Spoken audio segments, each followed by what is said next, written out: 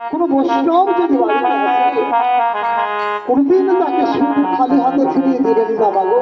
কোনদিন তাকে খালি হাতে ফিরিয়ে দেবে না। বৈষ্ণবকে অন্তত কিছু দিতে না পারলে তাকে তার সম্মুখে যে একটি প্রণাম করে মুখে হরিনাম উচ্চারণ বলবে, তাতেই বৈষ্ণব সন্তুষ্ট হয়ে যাবে। আর এই বৈষ্ণব অপরাধ করলে ভগবানের চরণেও আপনি কোনদিন স্থান পাবেন না, মহাপাপী হয়ে। তাই রাজহংস কি করেছিলেন, এই ভেগধারী বৈষ্ণব বলেও সে বৈষ্ণবকে অবমাননা না করে, অপমান না করে রাজহংস চলে গেলেন। এইদিকে সেই ব্যাধরূপী বৈষ্ণব ডান হাতে দিয়েছে খাবার, রাজহংস খাবার খাচ্ছে, আর বাম হস্তে তার গলাটা খপ করে ধরে দিয়েছে। গলা ধরে নিয়ে সঙ্গে সঙ্গে এবার কি করেছে সেই ব্যাধরূপী বৈষ্ণব, তার ঘাড় মুছড়ে দেওয়ার জন্য প্রস্তুত হচ্ছে। রাজহংস বলছে, দাঁড়াও ব্যাধরূপী বৈষ্ণব, দাঁড়াও ব্যাধরূপী বৈষ্ণব। আমি জানি তুমি ব্যাধ, কিন্তু তুমি যে এখনো বৈষ্ণবের ভেগ ধরেছ। আমি জানি তুমি ব্যাধ, কিন্তু আমি জেনেও তোমার কাছে এসেছি কেন জানো? তুমি বৈষ্ণবের ভেগ ধরেছ, বৈষ্ণবের ভেগ ধারণ করেছ, আর এই বৈষ্ণবের ভেগ ধারণ করার জন্য আমি তোমার কাছে এসেছি। বৈষ্ণবরা হিংসা করতে পারে না, বৈষ্ণবরা কারো প্রাণ নিতে পারে না। বৈষ্ণবের ধর্ম হচ্ছে দয়া, দয়া পরম ধর্ম।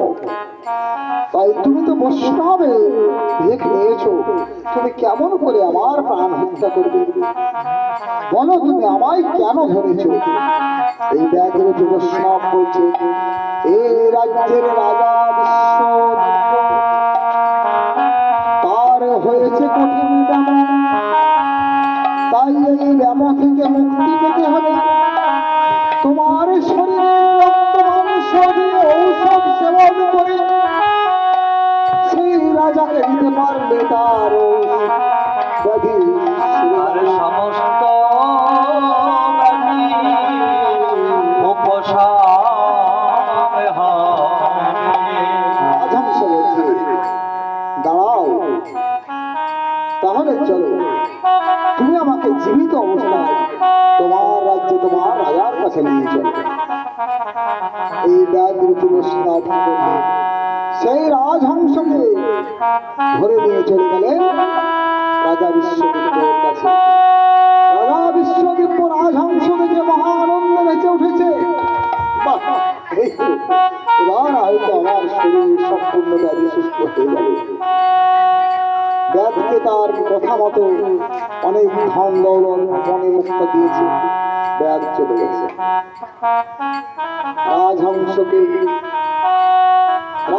জিজ্ঞাসা করছে এই রাজা বিশ্বদিত্যকে, রাজা বলো তুমি কেন আমায় এখানে ধরে নিয়ে এসেছো?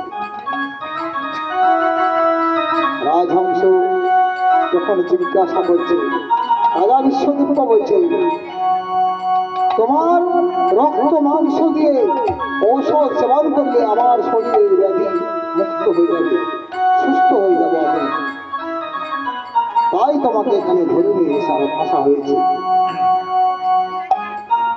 হংস বলছে, দেখো রাজা, তোমারও প্রাণ বাঁচিবে, আমারও প্রাণ বাঁচিবে, তোমার প্রাণে বাঁচিবে, আমার প্রাণে বাঁচিবে,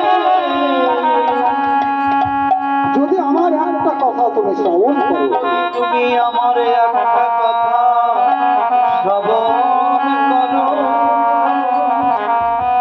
এই বিশ্ব ব্রহ্মাণ্ডে কোথাও যদি তুমি কোন সাধু গুরু বৈষ্ণবের চরণ ধৌত জল সেবন করতে পারো, তাহলে তোমার সর্বশরীরের ব্যাধি সুস্থ হয়ে যাবে। রাজা বলছে, বাহ, নিজের প্রাণ বাঁচানোর জন্য তুমি আমাকে সহজ উপায় বলে দিলে। হ্যাঁ, সাধুগুরু বৈষ্ণবের চরণ ধৌত জল, এটা আবার কোনো কাজ হলো?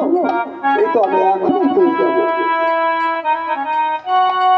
রাজহংস বলছে, ঠিক আছে, তোমার যদি বিশ্বাস না হয় তুমি আমাকে খাঁচায় বন্দি করে দেবো, তারপর তুমি বৈষ্ণবের চরণ ধৌত জল নিয়ে এসে পান করো। প্রহরীগণকে রাজা পাঠিয়ে দিলেন, যাও তোমরা সাধুগুরু বৈষ্ণবের চরণ ধৌত জল নিয়ে এসো। প্রহরীরা খুঁজতে খুঁজতে কোথাও কোনো বৈষ্ণব পেলেন না।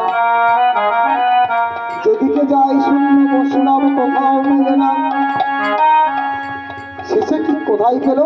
সেই মাঠের মধ্যে যে বাবাজি বৈষ্ণবকে রেখে এসেছিল, যার পুরো শরীর কুড়ি কুষ্টিতে ভরেছিল, যার সর্বঙ্গ পচে পচে খসে পড়ছিল, রক্তপুঞ্জ, সেই বৈষ্ণব বাবাজির কাছে গিয়ে এই প্রহরী বলছে, ওগো ওগো বৈষ্ণব ঠাকুর, ওগো বৈষ্ণব ঠাকুর, তোমার শ্রীচরণে আমাদের কোটি কোটি প্রণাম আনন্দময়। ওগো বৈষ্ণব ঠাকুর।